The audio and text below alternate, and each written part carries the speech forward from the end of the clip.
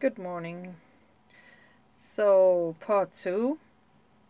So, Sunday, 3 o'clock in the morning, I get a call because my room is on the other side of the property. So, I cannot hear her if she calls me. I told her, I had her mobile phone next to her, and I told her, if you need anything, you call me.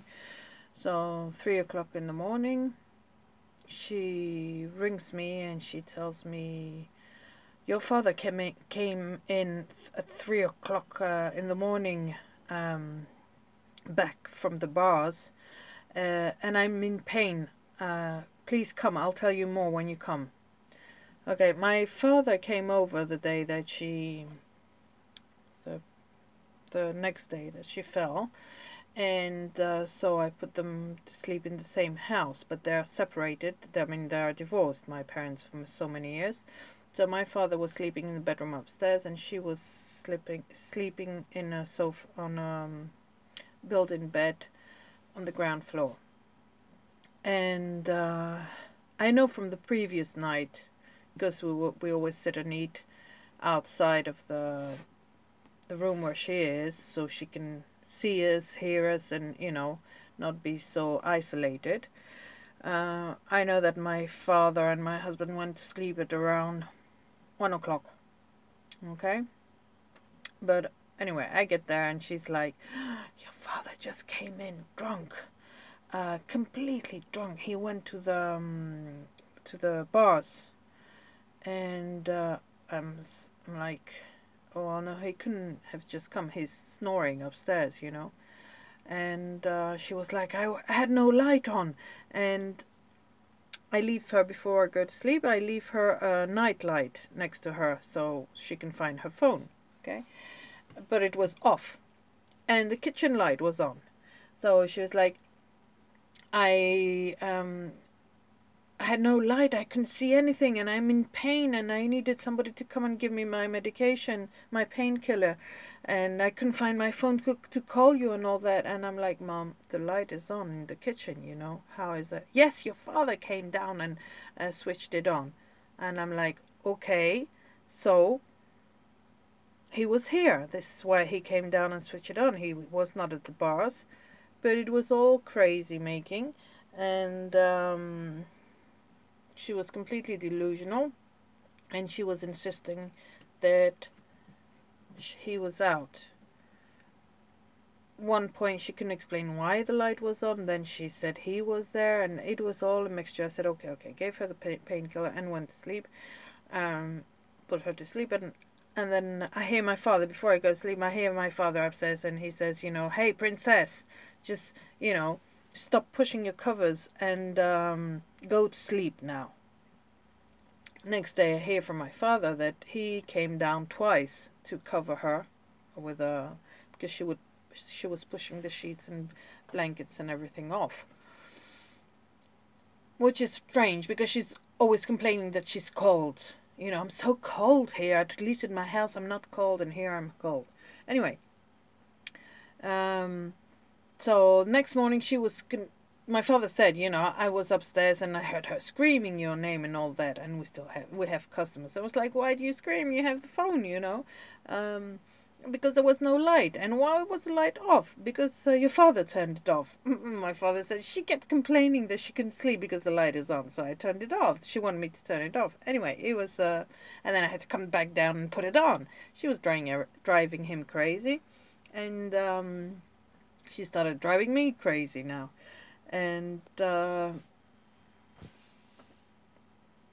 again, I was suspecting that she was mixing up prehistorical stories.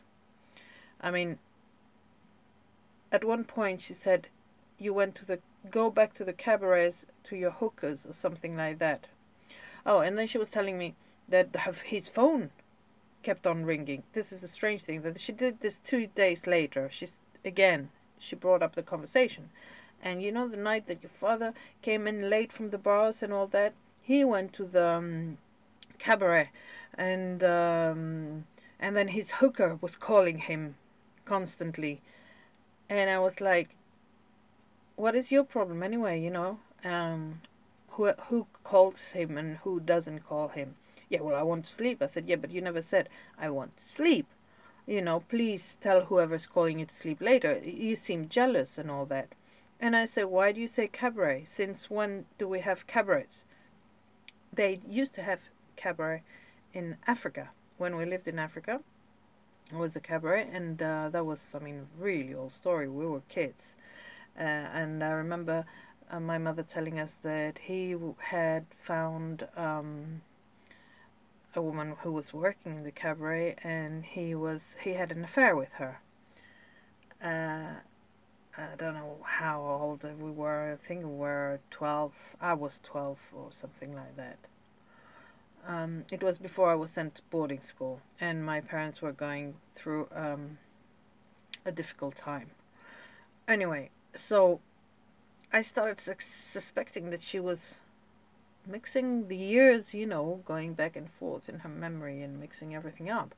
And then I thought, okay, the doctor told me to give her a little glass of wine, otherwise she's going to be delusional. Maybe I'm not giving her enough, you know. I mean, you do wonder all these things because you don't know how. What does doctor mean when he says, you know, you have to give her little? How much is little? Does it have to do with is it compared to how much they drink usually? You know, I mean, if somebody drinks a bottle of whiskey, maybe they need to have more to drink to keep the blood alcohol to a certain level. I didn't know. You know, I started worrying that maybe I was not giving her enough. I gave her 2 little glasses, and maybe that was not enough because she started going completely crazy, I'd say. So anyway, in the morning, Sunday morning, when I got there to her to see how she is and bring her breakfast and her coffee, uh, she had again, and I kept on telling her, don't put your hands on your nappy, you know, don't play with that thing where the they left her the bag where the urine goes, you know. And I say, don't play with that. It's supposed to be down. Don't play with it. And she kept on going, you know, I want to pee. Well, pee in the bag, you know. You don't have to pee. I said, you don't bother. It's not a problem for you if you want to pee. Just pee, you know. But she kept on making trouble like this the previous day. And then that morning, I come in the room, and she was, again, with her hands down her nappy. And I see brown stuff on the wall, and I'm like, oh, come on, Mom, you know, I told you, you know, stop touching everything. You're gonna, I mean, I have to clean blankets, the sheets, the walls, everything, you know. It's like you're giving me more work, you know. And she was like, this kind of shocked me, because she said to me, there's nothing on the wall. I said, come on, look at it, look, turn your head around, you know, you got the wall dirty. And she turned around and she said, what, this? This is a painting. It's a drawing, actually. It's a drawing. I said, what are you talking about? And she was like, look, can't you see? This woman walking down the beach, and the other one next to her. The 2 ladies with high heels walking on the beach. And then, I don't know what else she said. And I said, Mom, this is your shit, you know. And she was like, no, it's a drawing, it's a painting, it's a beautiful painting, but of course your eyesight never was very good, was it? She, you know, she turns around and she says that to me. I mean, even if in their delusional tripping, whatever trip they're going through, they still want to be mean to you, you know. Of course, you know, you never had a good eyesight, you could never see very well. What am I talking about? But it's a painting, you could not see it. I'm like, okay, this is gone too far. I panicked. I panicked completely, and I was telling my father, you know, this is my husband. Everybody around me, you know, what do I do now? What do I do? She's going crazy. I mean, she's imagining things. She can do anything now, you know. The lady who comes and changes her nappy twice a day, I think we call it diaper. Diaper, yes. She told me, you know, she said, yeah, well, just give her some sleeping pill, you know, what do you call it? Drugs, whatever you call it. Those drugs that calm you down. And I said, yeah, well, how much am I gonna give her? She's drinking white. And you know, I was told, like, come on, when she's alone in her house, you know that she drinks and takes her pills, you know, without even counting. Sometimes she must take more. You're not gonna kill her, you know, just because you give her a pill. And all this stressful thing before you get organized, like, it's a lot of stress because you don't know what to do well, and you're afraid that you will do wrong, you know, hurt them or kill them, when it's ridiculous because they've been trying, they've been killing themselves for so long, you know. I mean, and I'm talking now about alcoholic narcissists. I'm not talking about plain narcissists, okay? I'm talking about these people that are have kind of decided that they're gonna fuck everybody else, but they're gonna fuck themselves too, health wise. And it's very difficult. And it's good that I don't have any guests yet. Well, I had one, but okay, they were 3 houses away, so they didn't get bothered. They didn't hear her scream. Because, of course, she screams too much, in my opinion. Too much, extremely too much, when the lady comes to clean her. It's like, okay, we all know pain. We've been through pain. But that scream that comes out of them is like an attention scream, you know. And she was not hurting so much the day we found her. She was not yelling and screaming when we found her on the floor and tried to lift her up and put her in a chair and all that. And now just you put your hand on her back and she screams, you know. I'm like, Mom, I'm hardly touching you, you know. I'm just putting it in your back to pull you up. It is a little bit of drama. There is a little bit of drama. There are touches of drama in the situation. Of course, there's a lot of truth. I'm sure she is in pain, but I'm not too sure about how much pain. Like, she was yelling about the lady trying to lift her one side, and she was like, I'm hurting on this side. And I said, Mom, this is not the side that you've hit yourself and you've broken, you know. It's the other side. Oh yeah, so oh, those doctors again, they did a mistake. And I said, what? And the x-ray did a mistake, the left from the right, you know. What? Yeah, she was trying to blame the doctors that they didn't know where she broke, which side of her hip was broken. She knew it was the side that was hurting. You know. And it's like, okay. And they have this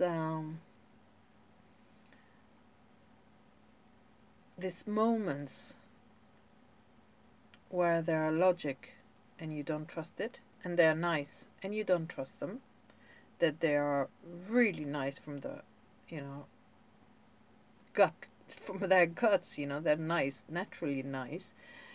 And then they have their moments that they are in pain, and again, you don't trust them. Are they really in pain? You don't know, because things don't add up, you know. It's the wrong side that is hurting you. And it's all these questions, you know, around, and you still wonder, but because you're not a bad person and you don't see evil everywhere around you, okay, you're in doubt. And what if I'm wrong, you know? What if she's not acting? What if she's not faking it? What if she's, yeah, because to say that somebody is faking pain, or is faking being nice, you know, it would be really wrong if they weren't really nice and they were really in pain. And this, you know, you don't want to risk criticizing somebody for the wrong reasons, you know. and you have this in you all the time. So you just and you take care of them. You take care of them like you would take care of somebody that you care about. You know, it doesn't make a difference. You know, it does make a difference at that point. It doesn't make a difference what they did to you, how they've been to you, they've treated you badly or. Anyway, 15 minutes. Next one. This is the second one. There's gonna be a third one. I will continue. Bye.